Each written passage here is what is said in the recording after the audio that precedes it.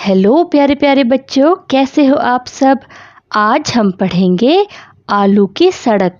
अरे ये आलू की सड़क क्या है बच्चों? क्या तुमने आलू की सड़क आज तक कभी देखी है? मैंने तो कभी नहीं सुना। मैंने सुना है कच्ची सड़क, पक्की सड़क, चौड़ी सड़क और पतली सड़क। ये सब कुछ तो सुना है, लेकिन आलू की सड़क तो ना मैंने देखी और ना ही मैंने सुनी है। तो चलो इस चैप्टर में ही देखते हैं कि आलू की सड़क कैसी होती है। एक भालू था, उसे नानी के घर दूर जाना था। तो बच्चों, एक भालू था। इधर देखिए, ये रहा भालू। और उसे कहाँ जाना था? अपनी नानी के घर जाना था, जो कि बहुत दूर था। जब आपकी स्कूल की छुट्टियां होती हैं तो आप भी अपनी नानी के घर जाते हो ना। वैसे ही भालू भी एक बार अपनी नानी के घर जा रहा था, जो कि बहुत दूर था। रास्ते में खाने के लिए भालू ने बोरा भर आलू पीठ पर रख लिए। तो बच्चों, भालू निकल तो गया। उसने सोचा कि रास्ते में उसे भूख लगेगी तो वो क्या करेगा। तो उसने क्या किया, बोरा भर। आपको पता है बोरा क्या होता है? मैं बताती हूँ। बोरा एक मोटे कपड़े का थैला होता है, एक बहुत बड़ा सा थैला होता है। उसने उसमें आलू भर लिए और अपनी पीठ पर रख लिए। देखो, जैसा कि इस चित्र में भी दिखाया गया है, ये रहा एक झोला, एक कपड़े का झोला, यानी कि एक कपड़े का बैग है। उसमें भालू ने आलू भरे और उसे अपनी पीठ पर लाद लिया। लाद लिया मतलब रख लिया, उसे अपनी पीठ पर रख लिया। पर बोरे में तो छेद था। बच्चों, छेद का मतलब पता है ना? होल था। उस बोरे में जिसमें उसने आलू भरे थे, उसमें एक छेद था। इधर देखो, है ना? भालू आगे बढ़ता जाता, धप धप धप। इसका मतलब है कि भालू आगे की तरफ, यानी जिस रास्ते से वो जा रहा था ना, उस रास्ते पर आगे की तरफ जाता रहता। और उसके चलने की आवाज़ कैसी आती? धप धप धप। उसके पैरों से आवाज़ आती। बोरे से आलू टपकते जाते, टप टप टप। भालू तो आगे की तरफ जा रहा है और साथ ही इस बोरे में से, इस थैले में से, इस छेद से आलू भी नीचे टपकते जाते। और उनके टपकने की आवाज़ कैसी थी? टप टप टप। भालू का जो बोरा है, उसके छेद में से आलू गिरते जा रहे हैं और उसमें से कैसी आवाज़ आ रही है? टप टप टप। रास्ते में पीपल के पेड़ पर एक बंदर बैठा था। इधर देखिए, ये रहा पीपल का पेड़ और उसमें कौन बैठा है? एक बंदर बैठा है। उसने भालू से पूछा। जब बंदर ने भालू को देखा तो उसने पूछा, कहाँ जा रहे हो भैया? क्या पूछा? कि कहाँ जा रहे हो? उसने भालू से पूछा, कहाँ जा रहे हो भैया? लेकिन उत्तर में बंदर ने बस धप टप धप टप धप टप ही सुना। लेकिन भालू ने बंदर को कोई जवाब नहीं दिया। उसके बदले बंदर को क्या सुनाई दिया? केवल धप धप। क्या था, याद है ना? भालू के पैरों की आवाज़। जो भालू चल रहा था उसके चलने की आवाज़ थी धप। और टप किसकी आवाज़ थी? जो बोरी में से आलू गिर रहे थे उसकी आवाज़ थी टप। तो बंदर को सिर्फ क्या सुनाई दे रहा था? भालू के चलने की आवाज़ और आलू के गिरने की आवाज़। बस यही दो आवाज़ बंदर को सुनाई दे रही थी। क्या? धप टप धप टप। ठीक है। उसने पेड़ से नीचे देखा। किसने देखा? बंदर ने। पेड़ पर कौन बैठा था? बंदर बैठा था ना। तो बंदर ने पेड़ से नीचे देखा। रास्ते में आलू पड़े हुए थे। तो जब बंदर ने पेड़ से नीचे देखा तो उसने देखा कि रास्ते में आलू पड़े हुए हैं। इधर देखिए, रास्ते में आलू पड़े हुए हैं ना, पूरे रास्ते में आलू गिरे हुए हैं। यह देखकर बंदर मन ही मन बोला, भालू चाहे ना बताए पर मैं पता लगा सकता हूँ। वह खुश होकर पेड़ से नीचे उतरा। तो बच्चों, जब बंदर ने पेड़ से नीचे देखा कि रास्ते में तो सिर्फ आलू ही आलू पड़े हुए हैं, तो उसने अपने मन ही मन में सोचा कि भालू ने मुझे नहीं बताया कि वो कहाँ जा रहा है, तो भले ही भालू ना बताए, लेकिन मैं पता लगा सकता हूँ। और बंदर कैसे पता लगा सकता है?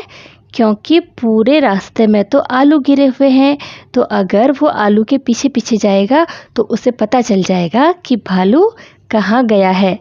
यह सोचकर वो बहुत खुश हुआ और पेड़ से नीचे उतरा। और ये कहानी लिखी है चंदन यादव ने।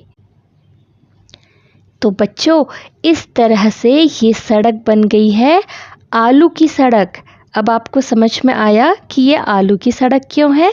इस चैप्टर का नाम इसीलिए आलू की सड़क रखा गया है। ठीक है, तो ये चैप्टर हमारा पूरा होता है। अब हम करेंगे क्वेश्चन आंसर। बातचीत के लिए। तो बच्चों, पहला क्वेश्चन है, बंदर ने कैसे पता लगाया होगा कि भालू कहाँ जा रहा है? तो बच्चों, जरा सोचो तो, बंदर ने कैसे पता लगाया होगा? आपको याद है ना कि जो भालू का थैला था, भालू का जो बोरा था, उसमें एक छेद था और उसमें से आलू गिरते जा रहे थे, है ना? पूरी सड़क में आलू ही आलू गिर गए थे, याद है ना? तो हमारा उत्तर होगा कि बंदर ने रास्ते में पड़े आलूओं का पीछा करके पता लगाया होगा कि भालू कहाँ जा रहा है। नंबर 2, भालू ने बंदर को कोई उत्तर क्यों नहीं दिया होगा? तो बच्चों, जरा सोचो कि भालू ने बंदर को कोई उत्तर क्यों नहीं दिया होगा। बंदर ने क्या पूछा था, याद है ना? बंदर ने भालू से पूछा था कि भाई कहाँ जा रहे हो, लेकिन भालू ने कोई उत्तर नहीं दिया था। भालू बहुत जल्दी में था और वो बस चलता ही जा रहा था, है ना? तो हम लिखेंगे भालू बहुत जल्दी में था। उसकी नानी का घर बहुत दूर था जहाँ उसे जाना था, इसलिए उसने बंदर को कोई उत्तर नहीं दिया। और एक और हमारा उत्तर हो सकता है कि भालू बहुत जल्दी में था और आलूओं के गिरने की आवाज़ के कारण उसने बंदर की आवाज़ को नहीं सुना होगा, इसलिए उसने बंदर को कोई उत्तर नहीं दिया होगा। तो बच्चों, इन दोनों में से आप कोई भी उत्तर लिख सकते हो। ठीक है। नंबर 3, यदि रास्ते में पानी होता तब धप की जगह क्या आवाज़ आती? तो बच्चों, धप की आवाज़ किस चीज़ की थी? भालू के चलने की, उसके पैरों की आवाज़ थी ना। तो आपसे पूछा गया है कि अगर रास्ते में पानी होता तो धप की जगह कौन सी आवाज़ आती? तो जरा बताओ, पानी की आवाज़ कैसी होती है? छप। तो हम लिखेंगे यदि रास्ते में पानी होता तब धप की जगह छप आवाज़ आती। ठीक है। नंबर 4, अगर बोरे में छेद नहीं होता तो कहानी में आगे क्या होता? अपनी कहानी सुनाइए। तो बच्चों, आपसे पूछा जा रहा है कि अगर भालू के बोरे में छेद नहीं होता तो क्या होता? ये आपने अपने मन से एक कहानी बनानी है और उसे सुनाना है। तो जरा बताओ क्या होता? तो भाई, सबसे पहले तो ये होता कि बोरे में से आलू नहीं गिरते, है ना? और साथ में जो भालू है वो बंदर की आवाज़ सुन लेता और उसे बताता कि वो नानी के घर जा रहा है ना? वो बंदर के सवाल का जवाब दे पाता। ऐसे ही आपने भी अपने मन से कहानी बनानी है और सुनाना है। आवाज़ें तरह तरह की। हमें आसपास कई प्रकार की आवाज़ें सुनाई देती हैं। तो बच्चों, ये तो है कि हमें अपने आसपास कई तरह की आवाज़ें सुनाई देती हैं। आप अभी जहाँ पर बैठे हो ना, ज़रा चुप होकर के आंखें बंद करके सुनने की कोशिश करो। अभी इसी समय आपको कई तरह की आवाज़ें सुनाई देंगी और यहाँ पर कुछ आवाज़ें दी हैं। चलो पढ़ते हैं। जैसे घंटी बजने पर टन टन। घंटी बजने पर कैसी आवाज़ आती है? टन टन की आवाज़ आती है। बादल गरजने पर घड़ घड़। जब बारिश होने वाली होती है या बारिश हो रही होती है तब आपने बादल के गरजने की आवाज़ सुनी है ना? कैसी होती है? घड़-घड़। अगर किसी बच्चे ने नहीं सुनी है ना, तो अब जब बारिश होगी तो ध्यान से सुनना। पानी टपकने पर टप टप, और जब पानी टपकता है ना, उसकी आवाज़ होती है टप टप।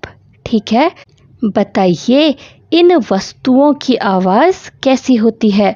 तो बच्चों, यहाँ पर हमें कुछ वस्तुएं दी गई हैं और पूछा गया है कि हमें बताना है इन वस्तुओं की आवाज़ कैसी होती है। पहला है पानी में चलना। तो पानी में चलने से कैसी आवाज़ आती है? छप छप। ठीक है।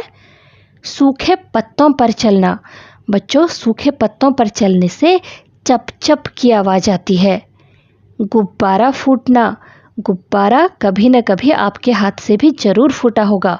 उसकी आवाज़ कैसी होती है? फट। बर्तनों का गिरना। आपके हाथ से भी कभी न कभी कोई ग्लास या फिर कोई कटोरी ज़रूर गिरी होगी। उसकी आवाज़ कैसी होती है? खन। खन खन की आवाज़ होती है ना। बारिश की बूंदों का गिरना। तो बच्चों, जब बारिश गिरती है तो उसकी आवाज़ होती है टप टप। माँ का पुकारना। और जब आपकी माँ आपको पुकारती है तो कैसे पुकारती है? बेटा, ऐसा कह के पुकारती है ना। ठीक है। सही उत्तर चुनकर लिखिए। तो बच्चों, यहाँ पर हमें 2 उत्तर दिए गए हैं और इन दोनों में से जो सही उत्तर है उसे चुनकर हमें लिखना है। चुनकर का मतलब होता है छांट कर या फिर सेलेक्ट करके। ठीक है। नंबर 1, बंदर कौन से पेड़ पर बैठा था? तो बच्चों, हमें यहाँ पर 2 ऑप्शन दिए हैं कि पीपल या फिर बेर। आपको याद है ना कि बंदर किस पेड़ पे बैठा था? बंदर पीपल के पेड़ पर बैठा था। तो हम यहाँ पर लिखेंगे पीपल। नंबर 2, भालू कहाँ जा रहा था? नानी के घर, दादी के घर। तो बच्चों, ज़रा सोच के बताओ, भालू कहाँ जा रहा था? भालू जा रहा था नानी के घर। ठीक है। नंबर 3, भालू ने बोरे में क्या रखा था?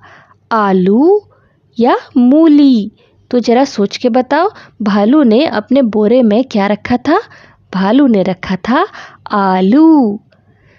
नीचे दिए गए चित्रों को वाक्यों से जोड़िए। तो बच्चों, यहाँ पर हमें कुछ चित्र दिए गए हैं और साथ में कुछ वाक्य भी दिए गए हैं। तो हमने इन्हें पढ़ना है और चित्रों को गौर से देखना है। इसके बाद हमें एक लाइन से, एक रेखा की मदद से, एक लाइन से इन्हें आपस में जोड़ना है। ठीक है। पहला है, भालू ने बोरे भर आलू पीठ पर रख लिए। तो यहाँ पर लिखा है कि भालू ने बोरे भर आलू अपनी पीठ पर रख लिए। तो अब हमें ध्यान से इन चित्रों को देखना है। ठीक है। इस चित्र में बोरे में से आलू गिर रहे हैं और इसमें भालू ने एक बोरा पकड़ा हुआ है। तो हम इसे भी देख लें। इसमें तो एक बंदर भी दिख रहा है। तो हमारा वाक्य था कि भालू ने बोरा भर आलू पीठ पर रख लिए। तो बच्चों, ये रहा वो चित्र जिसमें भालू ने बोरा भर के आलू रखे हैं अपनी पीठ पर। इसे हम ऐसे जोड़ देंगे। इसके बाद है, पीपल के पेड़ पर बंदर बैठा था। तो अभी हमने इस चित्र में देखा था ना, हमें बंदर दिख रहा है। तो यही है वो चित्र। अब हमें इसे ऐसे करके जोड़ना है। इसके बाद लिखा है, रास्ते में आलू पड़े हुए थे। तो बच्चों, कौन सा है वो चित्र जिसमें आलू पड़े हैं? ये रहा।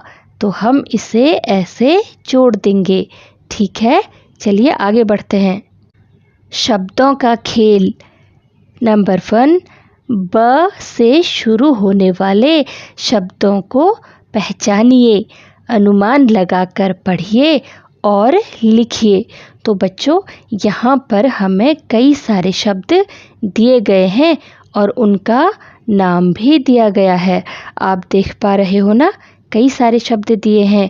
तो आपसे कहा गया है कि ब से क्या होती है? ब से बकरी। ब से शुरू होने वाले शब्दों को पहचानना है और अंदाज़ा लगा करके पढ़ना है और फिर उसे लिखना है। सबसे पहले है जलेबी और लिखा हुआ है ज-ले-बी। तो बच्चों, क्या जलेबी ब से शुरू हो रही है? नहीं, ये तो ज से शुरू हो रही है। ज से जलेबी। इसके बाद है डमरू। ड-म-रू। ये ब से नहीं, ड से शुरू है। ड से डमरू।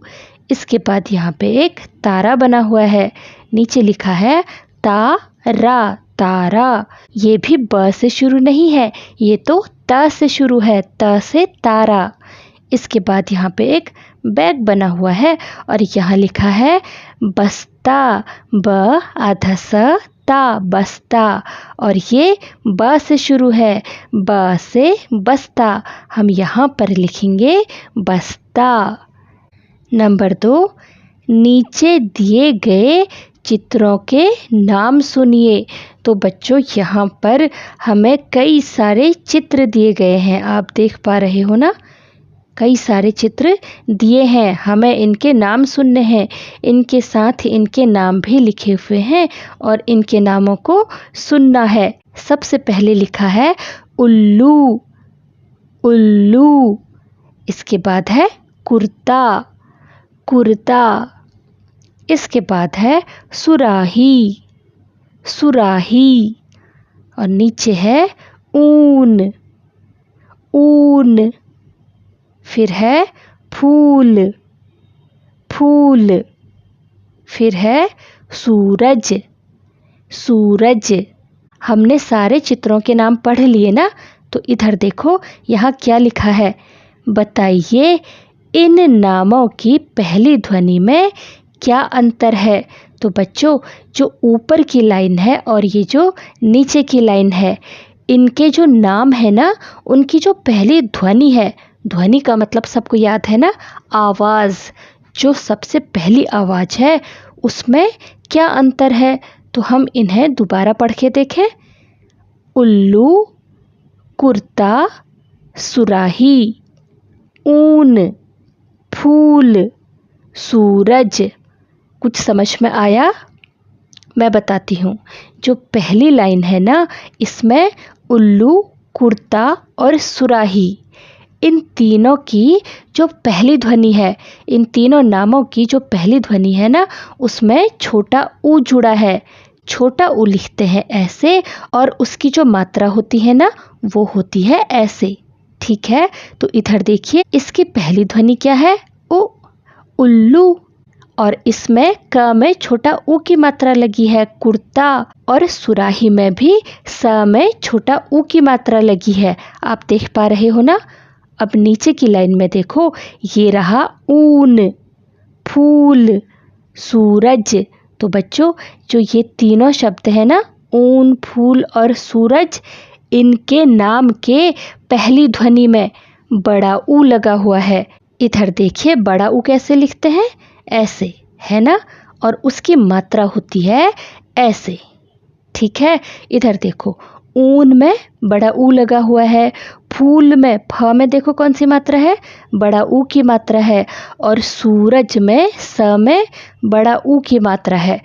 तो बच्चों, इन दोनों में यही अंतर है कि जो पहली लाइन है, इनके नामों की पहली ध्वनि में छोटा ऊ है और दूसरी लाइन के नामों की पहली ध्वनि में बड़ा ऊ की ध्वनि है। ठीक है। नंबर 3, नीचे दिए गए चित्रों के नाम बताइए और लिखिए। इधर देखिए, यहाँ पर हमें कई सारे चित्र दिए गए हैं। ठीक है, हमें इनका नाम बताना है और फिर इधर जो नीचे डॉटेड लाइन में दिया है ना, इस पे इनका नाम लिखना भी है। तो पहला चित्र है भालू का।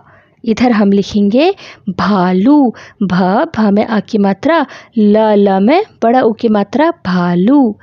दूसरा चित्र है सड़क का। इधर लिखेंगे स-ड़-क, सड़क।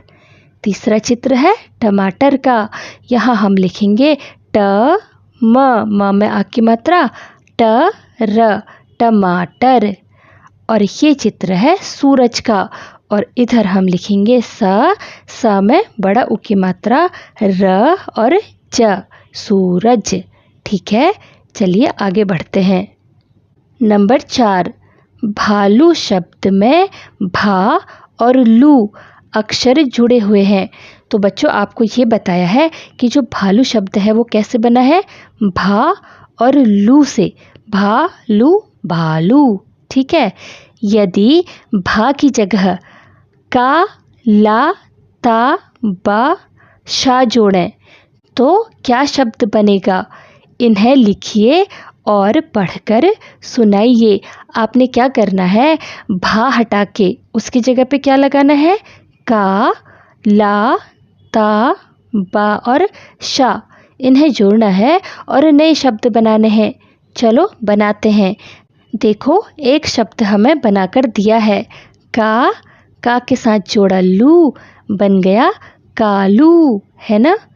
इसके बाद हमें खुद बनाना है, ला के साथ जोड़ो लू, बन जाएगा लालू। इसके बाद ता के साथ जोड़ो लू, बन जाएगा तालू। इसके बाद बा के साथ जोड़ो लू, बन जाएगा बालू। इसके बाद शा और शा के साथ जोड़ो लू, बन जाएगा शालू। ठीक है। नंबर 5, सबसे बड़े पत्ते में हरा रंग भरिए। तो बच्चों इधर देखिए, यहाँ हमें 3 पत्ते दिए गए हैं। आपने छांटना है कि इसमें से सबसे बड़ा पत्ता कौन सा है। आपको मिला, मुझे तो मिल गया, ये रहा सबसे बड़ा पत्ता। तो आपने अपने कलर पेंसिल से या अपने वैक्स कलर से, आपके पास क्रेयॉन्स है ना, उनसे किसी से भी इसमें हरा रंग भरना है। ठीक है, ये तो आपको खुद ही करना होगा। इस तरह से हमारा ये चैप्टर यहीं पे ख़त्म होता है। बच्चों मुझे पूरी उम्मीद है कि आपको ये चैप्टर समझ में आ गया होगा और पसंद भी आया होगा। तो आपको याद है ना क्या करना है, इस वीडियो को लाइक कीजिए, तभी मुझे पता चलेगा कि आपको समझ में आ गया। तो मिलते हैं अगली वीडियो में। Till then take care and bye.